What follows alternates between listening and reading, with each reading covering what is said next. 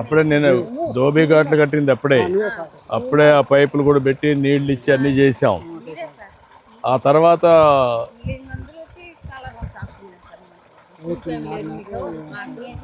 ఈ స్థలం కూడా వేరే వాళ్ళు ఆపుకున్నారా? ఏది ఆ పక్క ఇల్లు కట్టేశారా? ఇది ఎక్కడ దాకా ఉంది? ఇక్కడ ఆ చెట్టు దాకా ఉంది. ఎంతమంది పని చేస్తున్నారు ఇక్కడ? 25 ఇళ్ళు పని చేస్తున్నారు. రోజుకు ఒక 6 మంది వస్తారా? ఇంకా ఎక్కువ వస్తారా?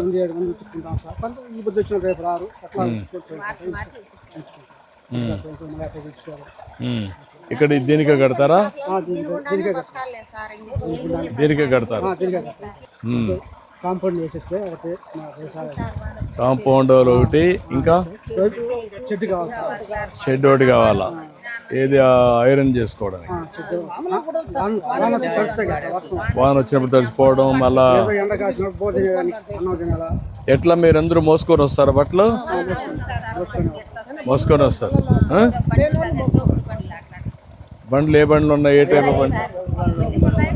అలాంటి బండ్లలో తోసుకొని వస్తారు.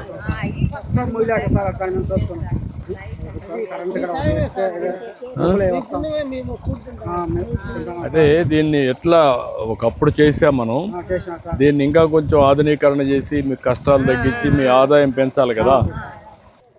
ఇప్పుడు ఎట్లా మీకు ఇది ఉతికిన తర్వాత ఎంత ఇస్తారు మీకు ఒక పేరుకి? స్టూడెంట్స్ ఉన్నారు సార్, బ్రహ్మచారి అకాడమీ కదా, వాష్ ప్లస్ ఐరన్కి 15 రూపాయలు జతకి ఇస్తారు సార్. జతకు 10 రూపాయలు ఇస్తారు.